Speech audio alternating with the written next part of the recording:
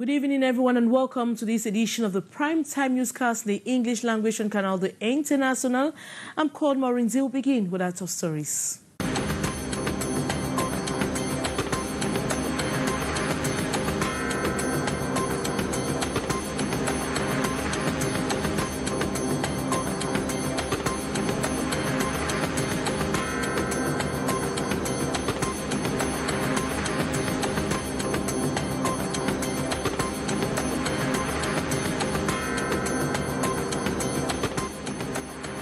The teaching and learning process in the University of Bamenda and other activities around the Varsity campus was interrupted for about 1 hour this Tuesday morning by raining gunshots. And inhabitants of Yopwe have cautioned authorities on the risk of an eventual eviction which will frustrate and leave many homeless. They expressed their fears during a meeting with the SOCIETE for Uri this afternoon. And from the House Speaker's observation yesterday, chastigating his colleagues for their numerous absences during this parliamentary session, we seek to know from parliamentarians why and what can be done to bring the MPs to their seats to better represent the people. And CAF's President Dr. Patrice Motsepe is in Côte d'Ivoire for a 3-day visit. The boss of the Confederation of African Football is accompanied by FIFA President Infantino, who supports the Pan-African Inter-School Championship project. Those are major stories. Details right ahead.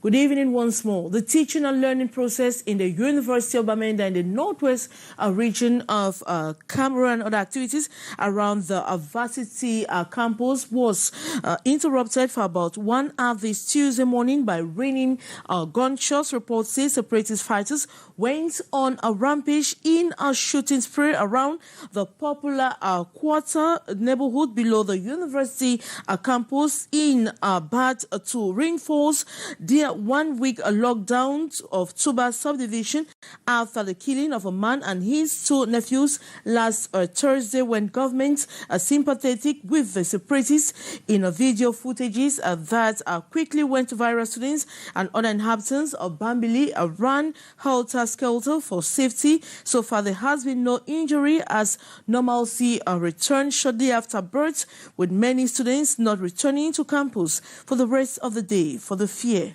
of the known. Certainly come back to that in our subsequent editions of newscasts.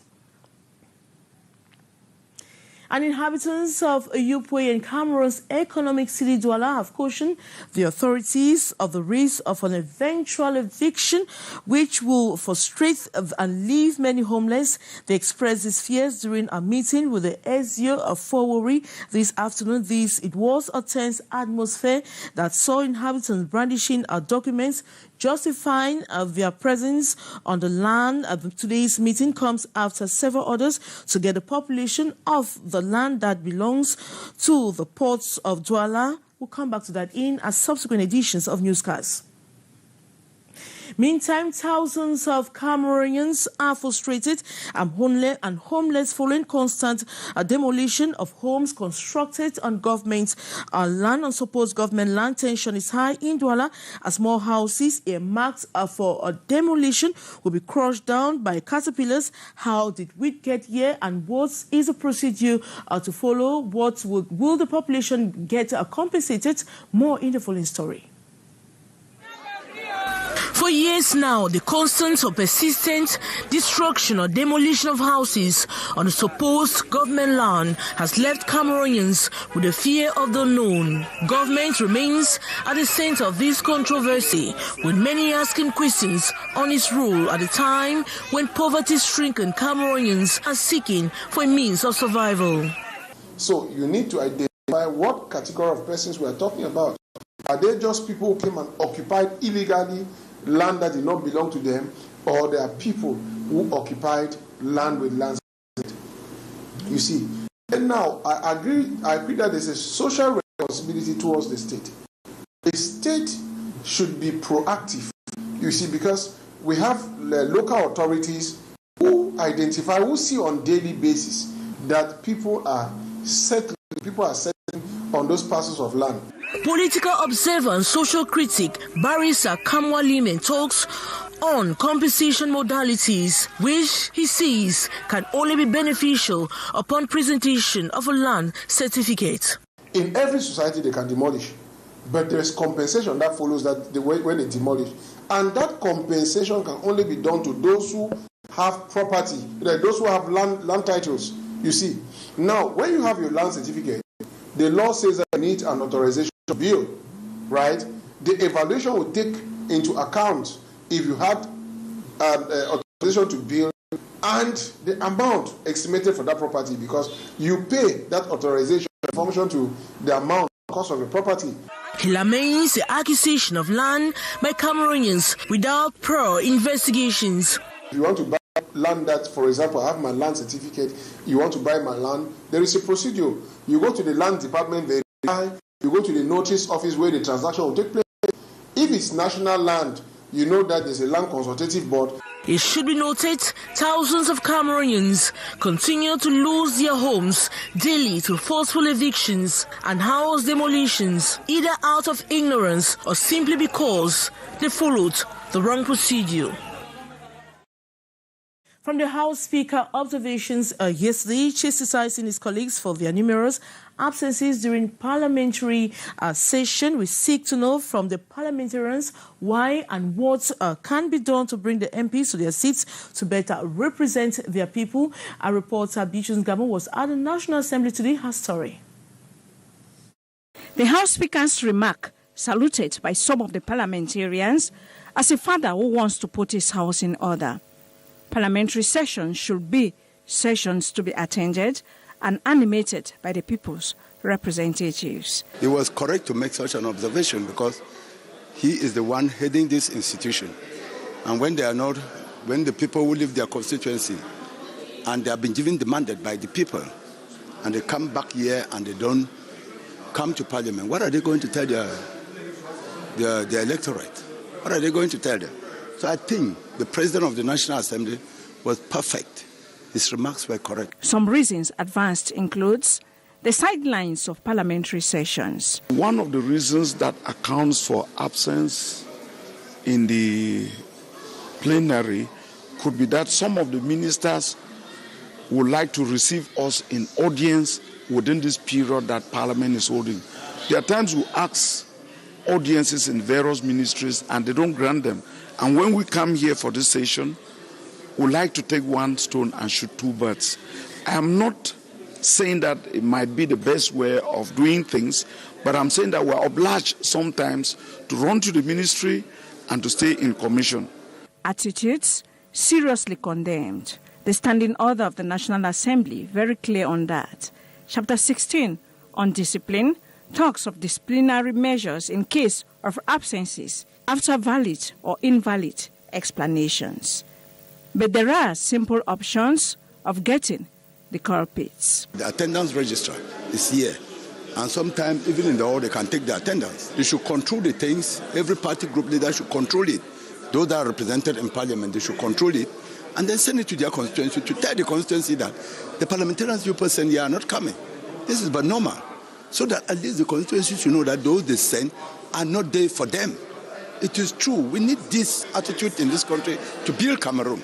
And so that next time, they should not be sent. If they have other things to do, they should go do it.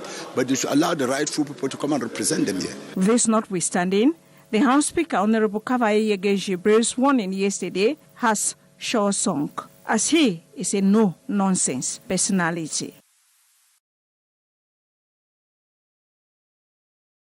And there are fears that with the rising cost of living in Cameroon, many families will certainly change lifestyle as prices of essential commodities keep skyrocketing. To overcome the situation, experts say government needs to focus on import substitution, agricultural subsidies, and tax reductions. More on the story with our reporter, Gladys Ambodiba. From food, agricultural inputs, to construction materials, the prices have all increased. And as Cameroonians lament over the situation, analysts say import substitution is the best option to cushion the shocks of rising cost of living. We have to set up industries, set up agricultural farms to produce all these things that we have been importing. We have to produce the things we have been importing ourselves and make sure there's food transformation, produce them ourselves in our nation, that we don't depend on imports for these things. Just from agriculture, every year we can save our nation 350 billion that we use to import food. And that money goes to the youths. And you see many of the social tensions will go away. Fortunately, our government took measures to extend area where we can produce rice. All those dams we are constructing here, they will be transformed into, let's say, a big industrial production area for fish. Other schools of thought believe effective decentralization, tax reduction and government subsidies could also lessen the blow of rising costs. So the government can take measures to reduce its taxes. Apart from reduction in taxes, another possibility could be subsidization. These measures could be taken to subsidize the basic amenities, the basic commodities, which are generally consumed by majority of Cameroonians. Is going to go a long way to solve the situation. Equally, price control authorities, government could also embark on price controls. Il faut aller très vite à la décentralisation. There is need for an effective decentralization so that councils can take up their responsibility and create agricultural pools for which products can be cultivated, processed and of course exported to ensure balance of payment equilibrium. Price hikes in commodities have been blamed on disruptions of supply chains as a result of the Russian-Ukrainian conflict. Both countries are main exporters to Africa and Europe. 14% of new jobs were created in the littoral region in the year 2020, while same year the private sector retrenched several workers as a result of the COVID-19 pandemic. This was disclosed by the Littoral Regional Director of the National Employment Fund during an exchange with English-speaking journalists in the littoral. More on the story with our reporter Gladys Ambutiba. In 2021, more than 1.2 million job seekers were received, oriented, and registered in the database of the National Employment Fund. Close to 800,000 of them were integrated with closely above 600,000 on salaried jobs. The Littoral Regional Director of the National Employment Fund disclosed the statistics while having an exchange on April 3rd, 2022, with members of the Douala chapter of the Cameroon Association of English-speaking Journalists, CAMASEJ-D. He expressed regret that there is misunderstanding on the employment situation in the country. About the rate of the unemployed, you don't explain to people that those who are unemployed to be considered, for example, as an unemployed. That means you have, first of all, the age to work. You see, you must not have looked for a job maybe during the 33 or 36 hours before the survey. For example, you must be available to work, no matter if you have a master and the work you are doing is maybe to drive a taxi. You are working. For example, as statistics, 14% of new jobs was related to the year 2020. It was equally revealed that the COVID-19 pandemic contributed to the high unemployment rate in Cameroon in 2020. The COVID made that many companies, there were many retrenched people. More than 75,000 young people have benefited from the technical support and financial assistance of the National Employment Fund, part of its mission to fight against unemployment in Cameroon. The president of the Confederation of African Football, Dr. Patrice Motsepe, is in Côte d'Ivoire for a 3-day visit. The boss of the Confederation of African Football is accompanied by FIFA's president, Infantino, who supports the Pan-African Inter-School Championship project. More on the story with our reporter, Stephanie Chin. Meeting with Ivorian President Alassane Ouattara in Abidjan, CAF's President Patrice Motsepe expressed satisfaction with preparations ongoing. Motsepe says Ivory Coast is due to host the African Cup of Nations in June and July 2023, just 18 months on from the last AFCON hosted by Cameroon at the beginning of this year. He reiterates that there would be no losers in the upcoming elections for the president of the country's football federation, with former Chelsea star Didier Drogba as one of the candidates. On 23 April, there will be elections. Now, the candidate who must win must be the candidate of the people of Côte d'Ivoire. I mean, this nonsense that there's a candidate of CAF, or for that matter, there's a candidate of FIFA. It's absolute rubbish. So I was told that when I come here, I mustn't meet the football people, who, the club owners. So I have to meet them. Because I can't come here and not meet everybody and anybody who's a stakeholder. Ivory Coast, which last hosted the tournament in 1984, is renovating 6 stadia for the upcoming AFCON competition. Report from Motsepe's visit has it that work in 3 stadia is almost complete. A 6,000 capacity national stadium in Ebimpe, a 40,000 seat venue in the central city of Bouaké, and that of 20,000 capacity ground in Yamoussoukro. 3 others are between 60, 70, and 25% under construction, respectively. And now this advertorial will take you to the American School of Douala to get the marvels of what the students presented during the STEAM Expo 2022. Kejan Henry Atembe.